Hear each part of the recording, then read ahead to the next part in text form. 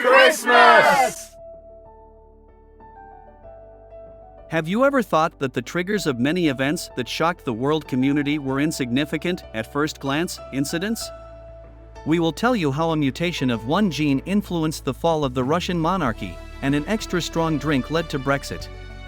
Our life is a chain of links successively flowing from each other, events that determine the future. Every decision we make affects the state of things, changes the trajectory of life. You can consider this a series of accidents, but many scientists seek to find patterns by which it would be possible to calculate the further course of things. In other words, take control of your destiny. Imagine how much easier life would be if there was a certain algorithm that could predict the consequences of actions and decisions, right? Alas, there is no such universal algorithm yet. But attempts to get closer to its creation continue.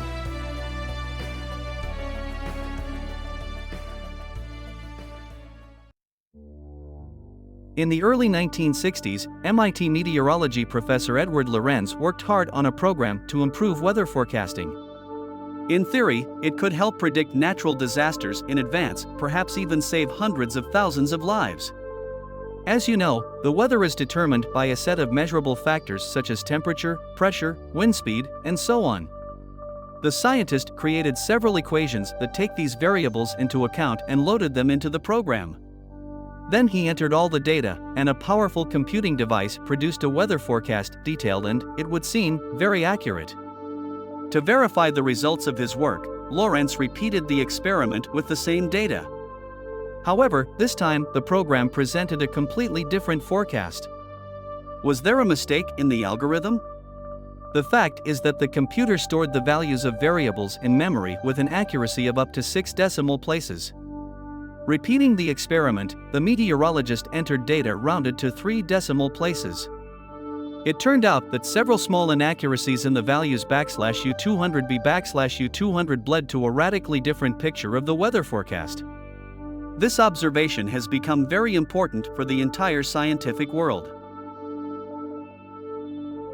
Studying the results of his discovery, Lorenz realized that the slightest impact on the system, such as rounding the data, can completely change it.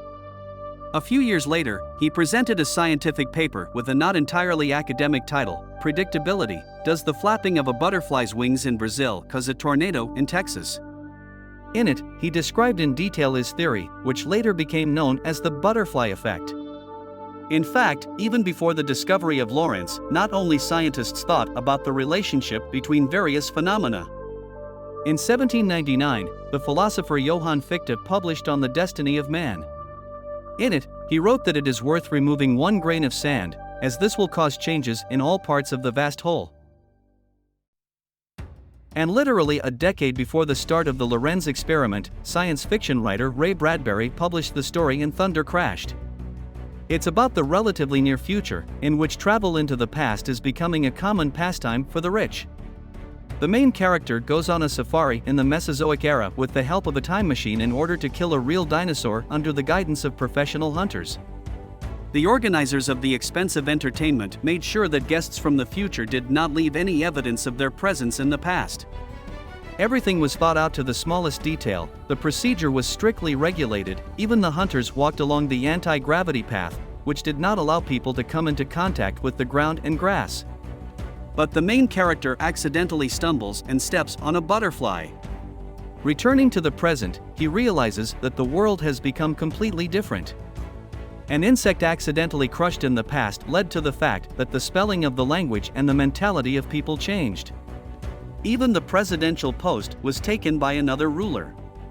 Yes, the time machine has not yet been invented, and we cannot find out how the events of our life would have developed if we had acted differently in the past.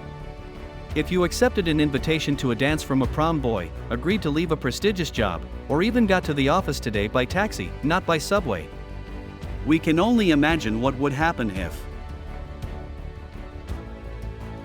History knows many examples when an insignificant, at first glance, phenomenon triggered a chain of events that ultimately influenced the fate of entire states. It may seem to some that this is just a string of accidents, unforeseen circumstances, hastily made decisions, fantastic coincidences, and fatal meetings.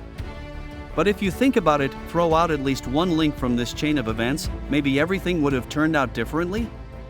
For example, if during the First World War the British soldier Henry Tendy had not spared a tired and wounded German, then the Holocaust and the Second World War would not have happened. After all, at that moment he had a young Hitler in his sights. History is full of such incredible cases. The British Queen Victoria is often called the grandmother of all Europe, as she managed to competently arrange the marriages of her children, and even grandchildren, with representatives of European ruling dynasties. Thanks to Victoria, almost every royal family today has ancestors from the House of Windsor.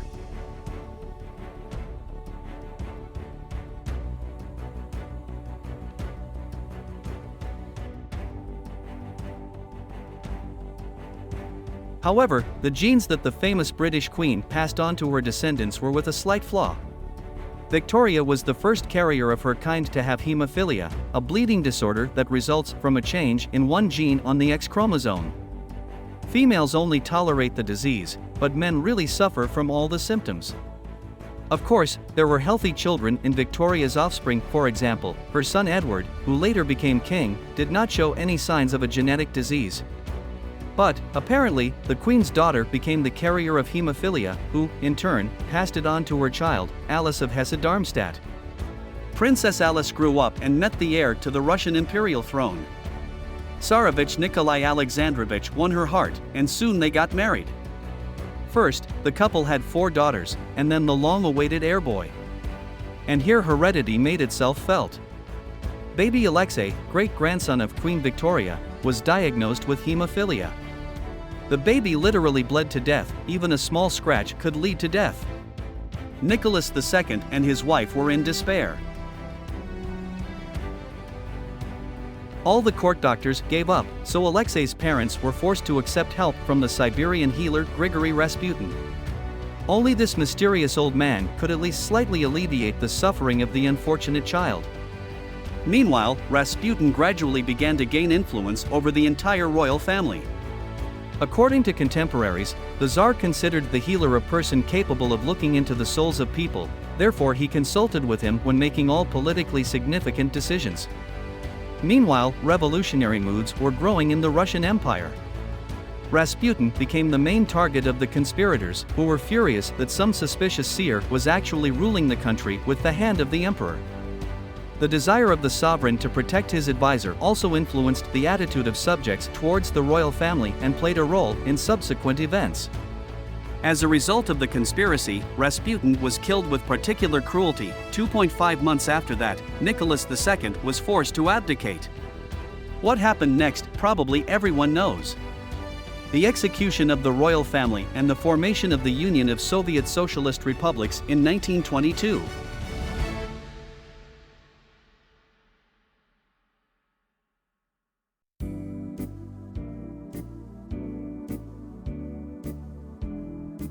When the UK voted to leave the European Union, the whole world wondered how this could have happened. The story that led to this began not far from the House of Parliament, in a small bar in the Palace of Westminster called Stranger's Bar. It was here in 2012 that Labour-weary Eric Joyce drank too much and began to resent the fact that he was surrounded by solid Conservatives. Too many Tories, he shouted to the whole bar and began to strike with his fists right and left. He headbutted rival party MP Stuart Andrew and then proceeded to headbutt Conservative advisors Luke Mackenzie and Ben Maney. On the way to the police station, he continued to shout to the guards, "You can't touch me. I am an MP." And even broke a window in the police. The leadership of the Labour Party had no choice but to expel from its ranks a politician who did not know how to behave in accordance with his position. However, the public was unhappy that Joyce's replacement was chosen based on the internal interests of party members. To combat this reputation, Labour leader Ed Miliband changed the election process for his party. Now any person who paid £3 and proved his commitment to the goals of the Labour Party could receive the status of a supporter of the party and vote. Thousands of people took advantage of this and elected a new Labour leader, Jeremy Corbyn. Corbyn wouldn't have gotten the seat if the £3 rule hadn't been put in place. Interestingly, at the very beginning of the race for the leader's post, he was in last place, and yet he managed to enlist the support of the majority of the party's supporters in the final. Many experts today speak of Corbyn as a hard left, a democratic socialist who experienced a noticeable influence of Marxism. Back in the 1975 referendum, he voted against Britain's membership in the European Economic Community, but since then his views have changed several times. Yes, on the eve of the 2016 referendum, he campaigned to retain his country's membership in the EU, but, as the Labour right later claimed, he made minimal effort to this end. As a result, 52% of the referendum participants voted for Brexit, and this led to a serious internal party crisis. However, the UK over the past 2 years is not at all up to internal political conflicts. She needs to figure out how to separate from the European economy with the least loss for herself. Or how to minimize the damage caused by an extra pint of beer drunk by Eric Joyce.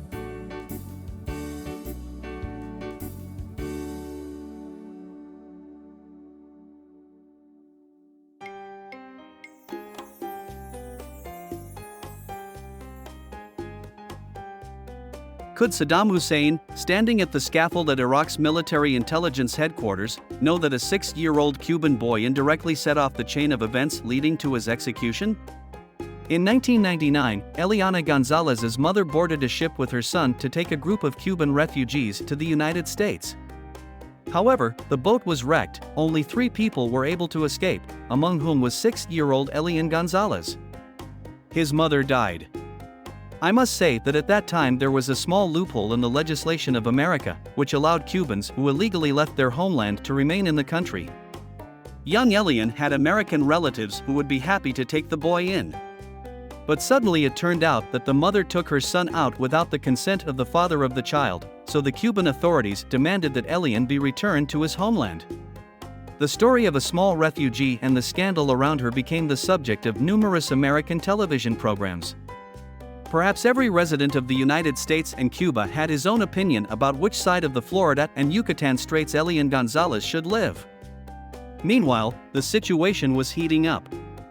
The case was referred to the Federal Court of Justice, whose representatives decided that the boy should be returned to his father. But the American relatives opposed the court order, which led to the fact that the marshals broke into Uncle Elian's house in Miami and, at gunpoint, took the boy by force.